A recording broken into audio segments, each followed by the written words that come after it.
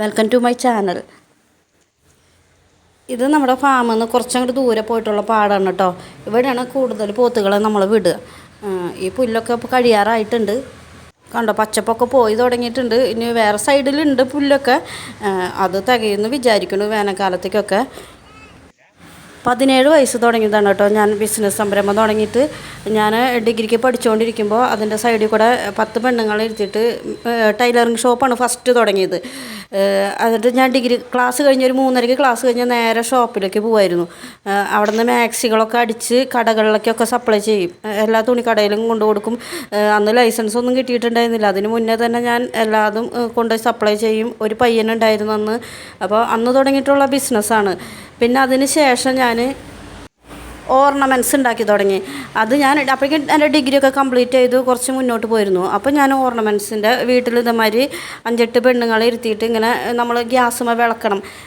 പാലക്കാട് എത്തണ്ട, അതിന് മുന്നേ നെന്മാറ എന്ന് പറഞ്ഞ സ്ഥലത്ത് 10-40 പെണ്ണുങ്ങൾക്ക് ഇങ്ങനെ യൂണിറ്റുകൾ ഉണ്ടാക്കി കൊടുത്തു. പല സ്ഥലങ്ങളിലും 10 പേര് യൂണിറ്റുകൾ ഉണ്ടാക്കിയെടുത്ത് അവിടെ ഓർണമെൻറ്റ്സ് ബേസിക് ആയിട്ടുള്ളത് അവരുണ്ടാക്കും. അവിടെ നിന്ന് ഇങ്ങോട്ട് കൊണ്ടുവന്ന് ബാക്കിയുള്ള പണികൾ നമ്മൾ വീട്ടിൽ ചെയ്യും.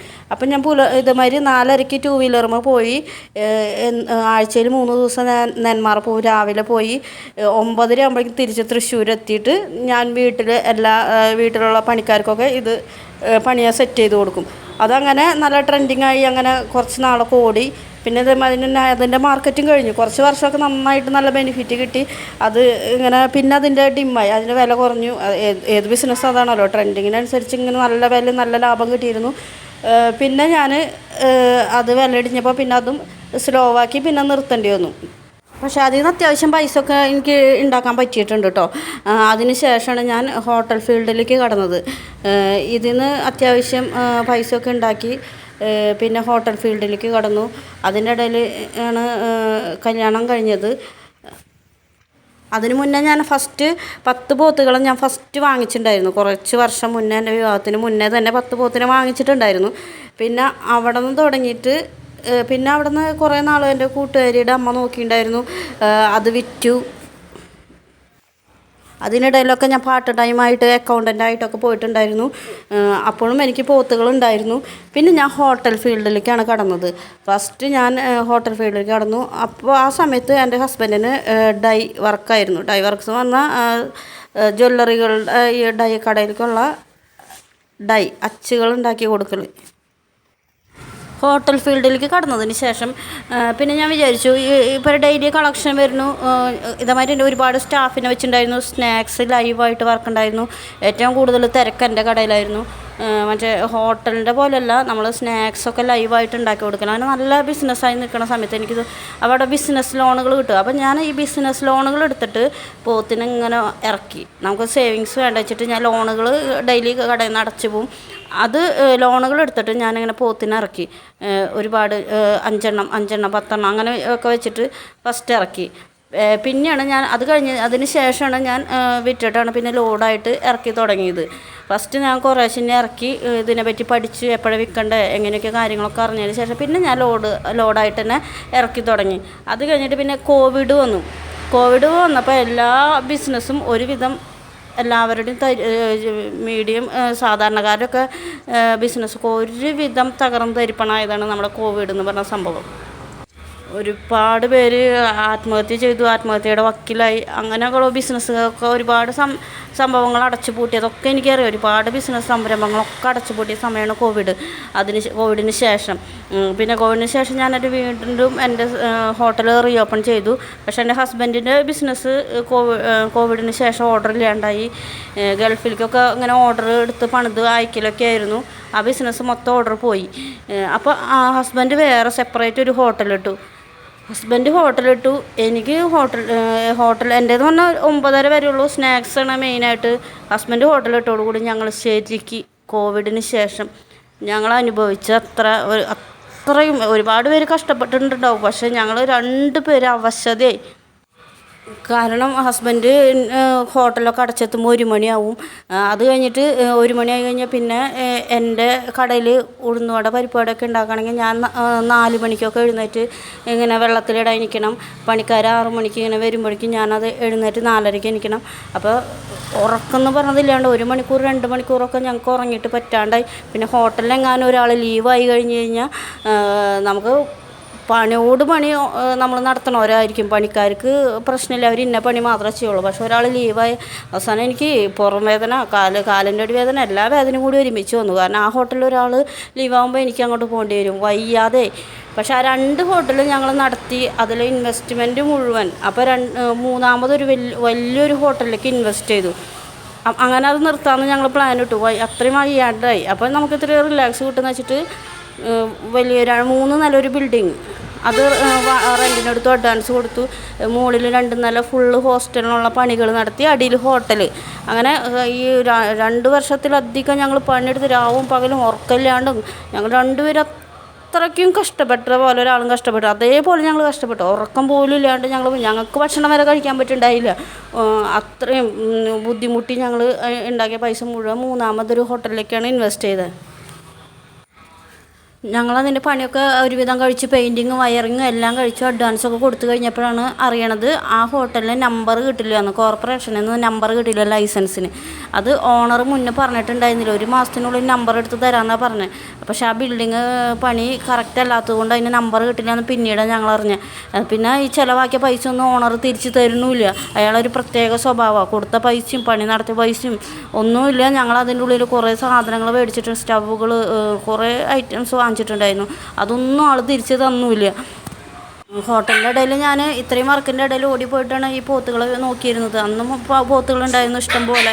ഞാനിങ്ങനെ ലോണുകൾ എടുത്തിട്ടും കയ്യിലുള്ള പൈസയ്ക്കൊക്കെ എൻ്റെ തനിയെ നടത്തിയ സംഭവത്തിൽ നിന്ന് ഫുള്ള് ഞാൻ പോത്തിനെയാണ് ആ സമയത്തൊക്കെ ഉണ്ടായിരുന്നത്. അതൊരു ഇൻവെസ്റ്റ്മെൻറ്റ് തന്നെയായിരുന്നു. നമ്മളെപ്പോഴും അങ്ങനെ കാണണം. ഞാനങ്ങനെ വാങ്ങിച്ച് പിന്നെ പോത്തിനെ അതിൻ്റെ സൈഡിൽ കൂടെ നോക്കും. ഹോട്ടലായിരുന്നപ്പോഴിടയിൽ ഞാൻ പോയി നോക്കും. പോത്തിനെ നോക്കിയവരുടെ അടുത്തേക്ക് പോയിട്ട് നമ്മളതൊക്കെ നോക്കുമായിരുന്നു. ഇടയ്ക്കിടയ്ക്ക് ഞാൻ പോവുമായിരുന്നു. അതേപോലെ ബുദ്ധിമുട്ടിയിട്ടാണ് നമ്മൾ ഈ ഫാമൊക്കെ സെറ്റ് ചെയ്തത്. ഹസ്ബൻഡൊന്നും ഫാമിലിക്ക് പോത്തിൻ്റെ അടുത്തേക്ക് ഒന്നും വരില്ല. കാരണം ആൾ ജീവിച്ച രീതി അങ്ങനെയാണ്.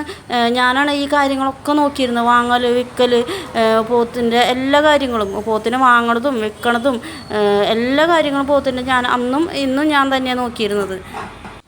അങ്ങനെ ഹോട്ടലിൻ്റെ മൂന്നാമത്തെ ഹോട്ടൽ എടുത്തതിൽ ഞങ്ങളുടെ ഇൻവെസ്റ്റ്മെൻറ്റൊക്കെ മറ്റേ ഹോട്ടലിൽ നിന്ന് ഉണ്ടാക്കിയ സമ്പാദ്യമൊക്കെ ഈ ഹോട്ടലിലേക്ക് നമ്മുടെ ഒരുവിധം പോയി. അങ്ങനെ ആ ഹോട്ടൽ തുടങ്ങാൻ പറ്റിയില്ല. കുറേ സംഭവങ്ങൾ അങ്ങനെയായി. ആ കേസ് ഞങ്ങളൊരു വക്കീലിനെ ഏൽപ്പിച്ചു. ആ വക്കീൽ ഞങ്ങളൊരു 6 മാസത്തോളം നടത്തി. ആ വക്കീലിൻ്റെ കഥ ഞാൻ ഡീറ്റെയിലായിട്ട് പറയുന്നുണ്ട്. ഇപ്പോൾ എനിക്ക് എന്താണെന്ന് വെച്ചാൽ എനിക്ക് ഇപ്പോൾ സബ്സ്ക്രൈബർ കുറവാണ്. അപ്പോൾ ഞാനൊരു സുഹൃത്തിന് 2-3 കൂട്ടുകാരുണ്ട് നല്ല വ്യൂസൊക്കെ ഉള്ളത്. അവരൊക്കെ ആയിട്ട്, കാരണം തൃശ്ശൂർ നടക്കണ വലിയൊരു തട്ടിപ്പാണ് നമ്മൾ ആ വക്കീൽ വഴി പരിചയപ്പെട്ടതായത്. ആ വക്കീൽ എന്ന് പറഞ്ഞാൽ ഏറ്റവും വലിയ ക്രിമിനൽ വക്കീൽ. വാദിക്കാനൊന്നും അറിയില്ല, പൊട്ടനാണ്. പക്ഷേ മറ്റുള്ളവരെ പറ്റിച്ച് എങ്ങനെ പൈസ ഉണ്ടാക്കാമെന്നുള്ളൊരു ഗവേഷണം നടത്തിയ വക്കീലാണ് അയാൾ. നമ്മളിപ്പോൾ ഒരു കേസായിട്ട് ചെന്ന് കഴിഞ്ഞാൽ എതിർകക്ഷിയായിട്ട് സ്വാധീനിക്കുക, അവരിൽ നിന്ന് പൈസ മേടിച്ച് കഴിഞ്ഞാൽ നമ്മളെ ഇല്ലാണ്ടാക്കും. അങ്ങനത്തെ ഒരു വക്കീലാണ്. പിന്നെ അതുമല്ല, ഒരുപാട് തട്ടിപ്പ് തൃശ്ശൂർ നടക്കണം, ഒരുപാട് തട്ടിപ്പിന് ചുക്കാൻ പിടിക്കണ വക്കീലാണ്. തൃശ്ശൂർ ജില്ലയിൽ എല്ലാ ജില്ലയിലുള്ള ഈ തമിഴർ നമ്മളെ പിടിച്ചു പറിക്കണതും നമ്മളെ ആക്രമിച്ച് സ്വർണ്ണ മുതലൊക്കെ കട്ടെടുക്കണ ആ തമിഴർക്ക് കേസ് നടത്തണതാണ് ഈ വക്കീൽ. ഈ വക്കീലൊരു ക്രിമിനലാണ്. പിന്നീട് ഞങ്ങൾ പലത് അറിഞ്ഞ് വാദിക്കണതിൽ ഒന്നും ബുദ്ധിയൊന്നും ഇല്ല, പൊട്ടനാണ്. അതെല്ലാ വക്കീലന്മാരുടെ അടുത്ത് നമുക്കിപ്പോൾ എല്ലാ ഒരുവിധം അഡ്വക്കേറ്റുമാരെ കോൺടാക്റ്റ് ഉണ്ട്. അവരൊക്കെ അതിനെ പരിഹസിക്കുക, പൊട്ടൻ വക്കീൽ എന്നാണ് പറയുക. പക്ഷേ ഞങ്ങളറിയാണ്ട് ചതിയിൽ ചെന്ന് പെട്ടു, അതിനെ പരിചയപ്പെട്ടു. അതിൻ്റെ പേർക്ക് ഞങ്ങൾ ഒരുപാട് കാര്യങ്ങൾ ഞങ്ങളുടെ തകിടം മറിഞ്ഞു. കുറച്ച് കാര്യങ്ങൾ ഈ അടുത്തായിട്ട് അയാളെ പരിചയപ്പെട്ടു. അയാൾ എങ്ങനെ തട്ടിപ്പ് നടത്തി കോടികൾ ഉണ്ടാക്കാമെന്നാണ് അയാളും അയാളുടെ ഒരു സുഹൃത്തും കൂടി ചിന്തിക്കണത്. അപ്പോൾ ഞങ്ങളൊക്കെ വളരെ കഷ്ടപ്പെട്ട് അധ്വാനിച്ചിട്ടാണ് ഈ നിലയിലെത്തിയത്. ഈ വക്കീലിനെ പരിചയപ്പെട്ടോടുകൂടി ഞങ്ങൾക്ക് കുറച്ച് ബുദ്ധിമുട്ട് ഉണ്ടാക്കാൻ അയാൾക്ക് പറ്റുള്ളൂ. അയാൾ വലിയൊരു തട്ടിപ്പ് സംഘത്തിൻ്റെ അധിപനാണെന്ന് അറിഞ്ഞോടുകൂടി തന്നെ ഞങ്ങൾ വേഗത്തിൽ നിന്ന് പിന്മാറി. പക്ഷേ കുറേ ജനങ്ങൾ ഇവരുടെ അടുത്തേക്ക് അറിയാണ്ട്, അത്രയൊന്നും കേസൊന്നുമില്ല അയാൾക്ക്, പക്ഷേ അറിയാണ്ട് കുറേ പേര് നല്ലവർ ചെല്ലുന്നുണ്ട്. അത് ചെല്ലാതിരിക്കാനാണ് ഇനിയും ഞാൻ അയാളുടെ പേര് പറഞ്ഞിട്ട്, ഇപ്പം ഞാൻ പേര് പറയണില്ല, പക്ഷേ നമുക്കത്ര വലിയ ചാനലായിട്ടില്ലല്ലോ. പക്ഷേ ഞാനിതൊക്കെ ഒരുപാടുണ്ട് ആ വക്കീലിനെ പറ്റിയിട്ടും അയാളുടെ സുഹൃത്തിനെ പറ്റി ക്രിമിനൽ കാര്യങ്ങളും ഒക്കെ ഞാൻ തെളിവ് സഹിതം, നമ്മൾ വെറുതെ ഇങ്ങനെ വാചകടിക്കണം, തെളിവ് സഹിതം ഞാൻ പുറത്തേക്ക് കൊണ്ടുവരും. എൻ്റെ ഒരു സുഹൃത്തുണ്ട് ജേർണലിസ്റ്റ്, ഞങ്ങൾ എന്തായാലും ഇവരുടെ കാര്യങ്ങളൊക്കെ കൂടി പുറത്ത് കൊണ്ടുവരും. അപ്പോൾ വ്യക്തിപരമായിട്ട് ഇവരുടെ പേരും കാര്യങ്ങളൊക്കെ അറിയണമെന്നുണ്ടെങ്കിൽ ഞാൻ വിളിക്കണവർക്ക് പറഞ്ഞു കൊടുക്കും. അല്ലാതെ ഇപ്പം ഞാൻ പറയണില്ല പേര്. പിന്നെ ആ പൊട്ടൻ വക്കീൽ അറിയണില്ല അയാൾ ചെയ്യണ ക്രൂരതകളും മറ്റേ തട്ടിപ്പിന് കൂട്ടു നിൽക്കുന്നതൊക്കെ. ഒരു കുട്ടിയുണ്ട് അയാൾക്ക്, ആ കുട്ടിയാണ് അനുഭവിക്കണേന്നുള്ളത് അയാൾക്ക് ഇപ്പം മനസ്സിലാവില്ല. ആ കുട്ടി വളർന്നു വരുമ്പോൾ ആ കുട്ടി അയാൾ കൺമുന്നിൽ അയാൾ ചെയ്ത തെറ്റിനൊക്കെ ആ കുട്ടി അനുഭവിക്കണ കാണുമ്പോൾ അയാൾക്ക് മനസ്സിലാവും. ഇപ്പം അയാൾ ഞങ്ങളെയും എല്ലാവരെയും ഇങ്ങനെ പറ്റിച്ച് നടക്കട്ടെ. അപ്പം ഞാൻ പറഞ്ഞില്ലേ, പിന്നീട് ഞാനത് എന്തായാലും ഇതൊക്കെ തുറന്ന് പറയേണ്ട ഒരുപാട് കാര്യങ്ങളുണ്ട്. അപ്പോൾ അത് എൻ്റെ സുഹൃത്തിൻ്റെ ചാനലിൽ കൂടെയൊക്കെ ഞങ്ങളത് എല്ലാ തെളിവ് സഹിതം കാര്യങ്ങളും ഇപ്പോൾ ശേഖരിച്ചു കൊണ്ടിരിക്കുകയാണ്. ഒരുവിധം ഞങ്ങൾക്ക് മുക്കാഭാഗം എല്ലാതും കിട്ടിയിട്ടുണ്ട്. ആൾക്കാരുടെ സംസാരം, തെളിവും റെക്കോർഡിങ്ങും എല്ലാ സംഭവങ്ങളും കിട്ടിയിട്ടുണ്ട്. അത് സമയമായിട്ടില്ല, ഞങ്ങളത് സമയമാകുമ്പോൾ അത് പുറത്ത് വിടുന്നുണ്ട്. നമുക്ക് എല്ലാത്തിനും ഒരു ക്ഷമ വേണമല്ലോ.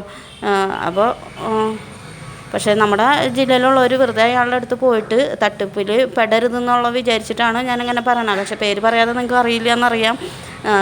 ഞാൻ പറഞ്ഞില്ലേ, എന്നെ അറിയണവർക്ക് എന്നെ വിളിച്ചാൽ ഞാൻ എന്തായാലും ഇയാളെ പറ്റിയിട്ട് പറഞ്ഞു കൊടുക്കേണ്ട ഒരു ഇതെല്ലാവർക്കും അറിയാം ഇയാളെ പറ്റിയിട്ട്. അപ്പോൾ അത് കാരണം അധികാരമൊന്നും അയാളുടെ അടുത്ത് ചെല്ലുന്നില്ല. അപ്പോൾ ആരും അയാളെ മുന്നേ ചെന്ന് തട്ടിപ്പ് പെടാതിരിക്കട്ടെ.